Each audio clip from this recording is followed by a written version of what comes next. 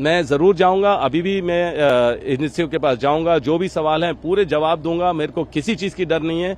जब इसकी कार्रवाई हुई थी हरियाणा में और वहां के जो भी एडमिनिस्ट्रेशन है उन्होंने पूरी कार्रवाई की, उन्होंने देखा कि कोई भी रॉन्ग डूइंग नहीं थी। खट्टर जी ने खुद मुझे क्लीन चिट दिए हैं इसी विषय में, जिस विषय में बात कर रहा हूं वहां से ऑलरेडी क्लीन चिट 2 बारी मिल चुका है। पूछताछ शुरू कर दी है एक पुराने मामले में, आप जैसा कि कह रहे हैं, क्या कुछ आपको लग रहा है इस पूछताछ के पीछे, और अब आपको दूसरे दिन भी आज बुलाया है, किस तरीके से देखिए एजेंसी का दोबारा समन आया, मैं हैरान था क्योंकि जिस विषय में मुझे बुलाया है इसके सवाल ऑलरेडी हमने 2019 में दिए हैं। सबको याद है कि मैं 2019 में 2 ECR में गया था, समन काफ़ी मिले थे, 15 बारी गया हूं और 10-10 घंटे बैठा, 23,000 डॉक्यूमेंट दे दिए।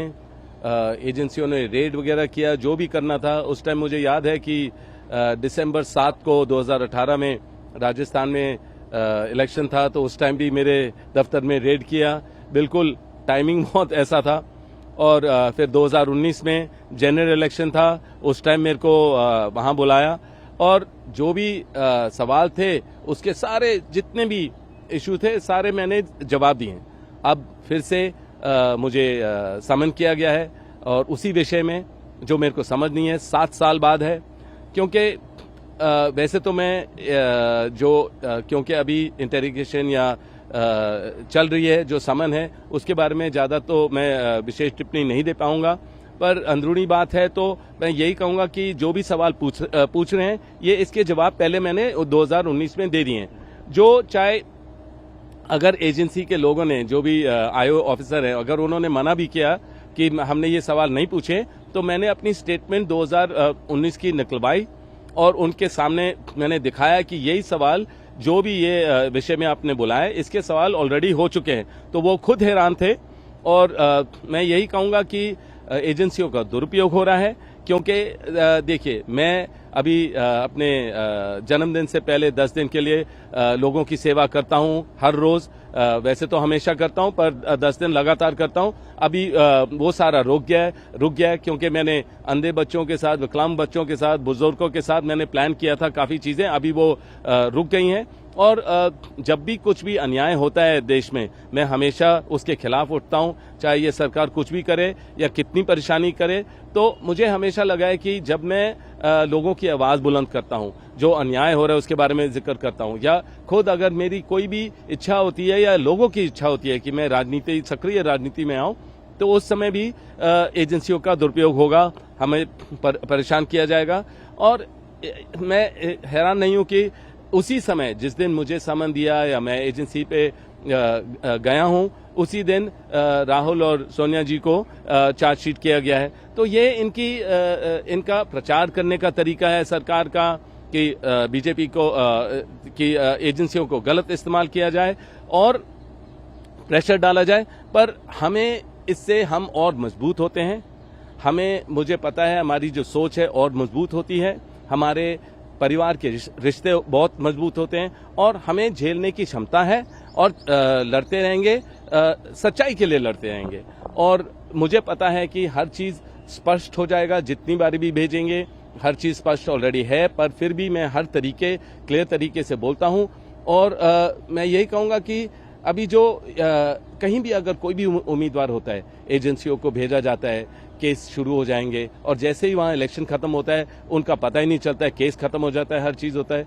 तो ये जो गलत हो रहा है, ये जनता का, मेरा जो अनुभव है जनता के साथ, वो हमेशा यही बोलते हैं कि एजेंसियों पर हमें भरोसा नहीं है, क्योंकि उनको जब भी कोई इलेक्शन होता है या कभी भी उनको किसी को गलत तरीके से दिखाना होता है तो वही चीज दोबारा उनको तंग किया जाता है और एजेंसियों के द्वारा। सर, आपको लगता है कि आप गांधी परिवार का हिस्सा है और इसीलिए आप एक सॉफ्ट टारगेट दिखाई देते हैं, आपको ये लगता है? देखिए, सॉफ्ट टारगेट तो मैं अपने आप को कभी नहीं बुलाऊंगा। मैं तो जितनी बारी आप मेरे को परेशान करोगे या मतलब कोई भी प्रेशर डालोगे, मैं और उभर के आऊंगा और स्ट्रांग ही बनूंगा। तो टारगेट हो या जो भी है, टारगेट है क्योंकि हम रेलेवेंट हैं, हम लोगों की बात रखते हैं, हम किसी से डरते नहीं है, हम हमेशा लोगों के लिए लड़ते रहेंगे। और संसद में चाहे राहुल को रोका जाए या मुझे बाहर रोका जाए, हम तो लड़ते रहेंगे, सच्चाई के लिए लड़ते रहेंगे और लोगों के लिए लड़ते रहेंगे। तो टारगेट हैं हम जरूर, पर सॉफ्ट टारगेट नहीं है, हम हार्ड टारगेट है और हार्डर बनते रहेंगे। देखिए, मेरा ये सोच है कि समय बदलता रहता है, हमेशा समय बदलता रहता है। क्यों जो हमारे ऊपर बीत रही है, या मतलब कि अगर हम जो झेल रहे हैं, ये समय भी बदलेगा तो हो सकता है उन लोगों को भी झेलना पड़े। तो समय समय की बात है। तो मेरा ये है कि मैं जरूर जाऊंगा, अभी भी मैं एजेंसियों के पास जाऊंगा, जो भी सवाल हैं पूरे जवाब दूंगा। मेरे को किसी चीज की डर नहीं है, कोई चीज छुपी नहीं है।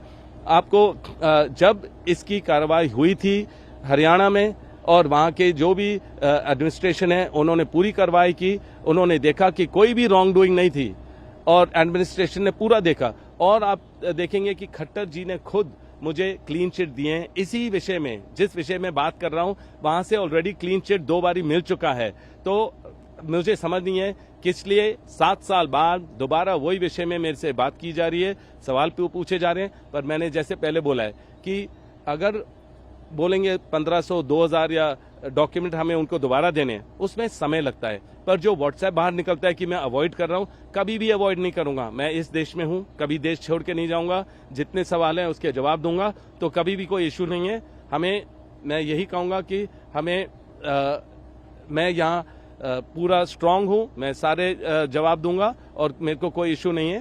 तो जितने भी एजेंसियों को इस्तेमाल करना है करते रहें। आखिरी और महत्वपूर्ण सवाल सर, क्योंकि राहुल जी काफी कांग्रेस पार्टी कह रही है कि राहुल गांधी ने जिस दिन से मिशन गुजरात की बात करी, आईआरसीटी का अधिवेशन वहां किया, और उसके बाद ही जो है पहले नेशनल हेराल्ड की प्रॉपर्टी अटैच होती है, जब्ती की बात होती है, और उसके बाद चार्जशीट के अंदर अब दूसरा जो है मामला पीएमएलए का भी हो जाता है। पूरी उसी कार्रवाई से दोबारा अब सोनिया गांधी और राहुल गांधी को गुजरना पड़ेगा। उसको भी कुछ आप कैसे देखें? जब भी हम लोगों के लिए बात करेंगे या प्रगति की बात करेंगे या एकजुट होने की बात करेंगे या जो गलत हो रहा है उसके बारे में हम लड़ते रहेंगे, कहीं भी, गुजरात हो या साउथ में हो या कहीं भी हो, मणिपुर, उसके बारे में कोई जिक्र नहीं होती है। हम उसके लिए भी लड़ रहे हैं। पर यह है कि जरूर हमारे ऊपर एजेंसियां छोड़ेंगे, आईटी वाले मेरे दफ्तर आएंगे, नोटिस मिलेंगे, और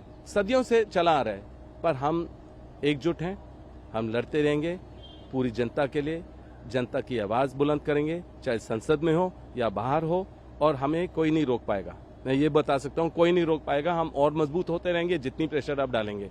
तो मैं जितने भी सवाल पूछे जाएंगे, जितने भी सामान आएंगे, मैं जवाब दूंगा, पूरी मजबूती से जवाब दूंगा। सोनिया जी से कोई बात हुई जब कल इस तरीके की बातें हुई उसके बाद से? नहीं, सोनिया जी, राहुल से भी बात हुई है, पर उन्होंने बस यही बोला कि आपको पता है ये गलत हो रहा है, और बस स्ट्रांग रहिए, मजबूत रहिए, और अपने जवाब जो हैं सारे दीजिए, और हम आपके साथ हैं।